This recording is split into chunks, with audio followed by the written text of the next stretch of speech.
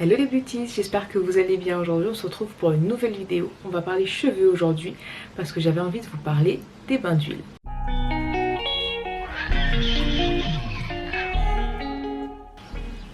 Alors pour commencer, qu'est-ce qu'un bain d'huile? Alors le bain d'huile du coup c'est un soin capillaire à poser avant le shampoing. Donc que ce soit pour nourrir ton cheveu ou tout simplement stimuler un peu la pousse au niveau du cuir chevelu.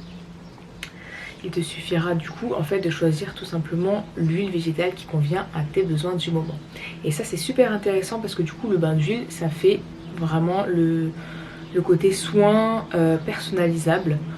Avec juste voilà une ou deux huiles différentes, on peut vraiment faire une multitude de soins avec des propriétés différentes et qui conviennent vraiment voilà, aux besoins du moment. Selon l'hiver ou l'été, nos cheveux ne sont pas pareils et n'ont pas besoin des mêmes choses. Donc attention à la qualité de vos huiles. Moi je vous recommande de choisir une huile vierge issue d'une première pression à froid, tout simplement parce qu'elle va garder beaucoup plus de bienfaits, beaucoup plus de propriétés qu'une huile qui aura été du coup diluée, chauffée, etc. Donc ça en général c'est assez simple à vérifier sur la bouteille. Moins vous avez d'informations, plus elle risque d'être un peu mitigée au niveau de la qualité. Je vous recommande de faire ce soin 1 à 2 fois par mois. Vous pouvez laisser minimum poser 1 heure pour avoir les bienfaits jusqu'à toute la nuit. Moi en général je le fais toute la nuit, comme ça voilà, je le mets sous un bonnet chauffant ou sous le cellophane, vous connaissez très bien. Ça fait ce petit effet un peu pour garder la chaleur et du coup les écailles des cheveux s'ouvrent pour bien laisser l'huile s'infiltrer et soigner, même si on ne soigne pas vraiment des cheveux, mais venir un peu nourrir ce cheveu en tout cas. Et donc du coup il y a aussi l'alternative de la serviette, tout simplement une serviette chaude passée au micro-ondes, donc soit le bonnet chauffant, soit la serviette au micro-ondes, soit le cellophane, et du coup on laisse poser et on va venir mettre son shampoing, rincer un peu tout ça le lendemain matin.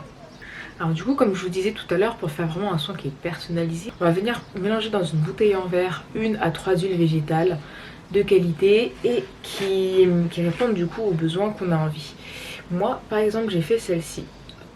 On va avoir 3 huiles différentes. Celle-ci c'est vraiment pour stimuler un peu la pousse du cheveu. Donc on va avoir du coup de l'huile de ricin, de l'huile de moutarde et un tiers d'huile végétale de noix de coco. J'ai vraiment mis un tiers de chaque dans ma petite bouteille en verre et du coup c'est plus facile pour conserver. Et quand je vais faire mon shampoing, en général je sais que la veille j'essaie de faire un petit soin tout simplement en massant bien aussi le cuir chevelu parce que ça c'est énorme franchement. À partir du moment où on va vraiment stimuler la pousse du cheveu à la base, à la racine du cheveu et encore plus avec des huiles comme ça va vraiment doubler l'effet, aider un peu la circulation sanguine, ça va la stimuler et du coup on stimule la pousse du cheveu. Alors, quelles huiles choisir selon les besoins et tes envies du moment? Les envies de tes cheveux hein.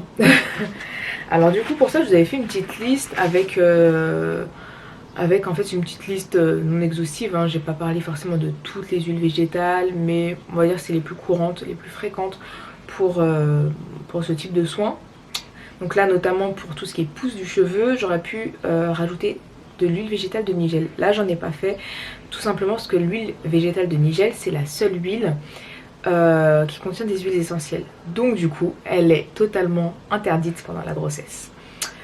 Donc dans ce cas là on va plutôt se rencarder sur tout ce qui est ricin, moutarde, coco, etc. Mais à savoir que voilà, si vous n'êtes pas enceinte, si vous n'avez pas de problème avec les huiles essentielles, vérifiez, mais l'huile de nigel elle est excellente pour la pousse aussi du cheveu. Ensuite pour les cheveux plutôt normaux et fins, on va plutôt privilégier tout ce qui va être huile d'olive, coco, argan, qui sont un peu des huiles on va dire passe-partout.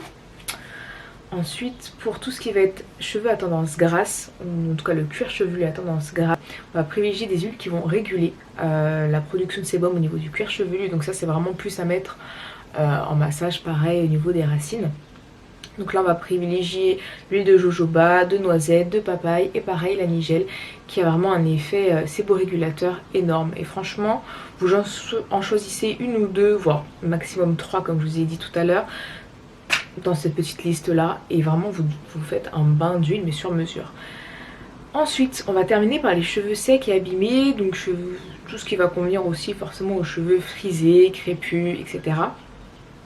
Donc tout ce qui va être l'huile végétale de coco, d'avocat, pépins de raisin. J'aime beaucoup cette huile végétale là, vraiment beaucoup. fait vraiment beaucoup de bien à mes cheveux. J'ai découvert récemment aussi l'huile végétale de baobab.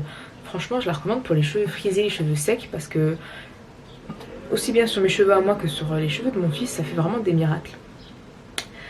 Et ensuite vous avez tout ce qui est sapote, picuit, etc.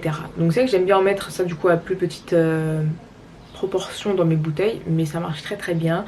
Et c'est vraiment des huiles végétales que j'affectionne et que je trouve qui apportent un peps en plus aux cheveux. Voilà, c'est vraiment nourrir. Là je sais que ça fait un petit moment que je n'ai pas fait, je m'occupe pas du tout de mes cheveux, donc c'est bien sec au bout, mais c'est pour ça qu'ils sont un peu plats aussi d'ailleurs, pas trop de volume en ce moment, parce que je les attache beaucoup avec la chaleur, forcément grossesse, chaleur, les cheveux tu ne les supportes plus.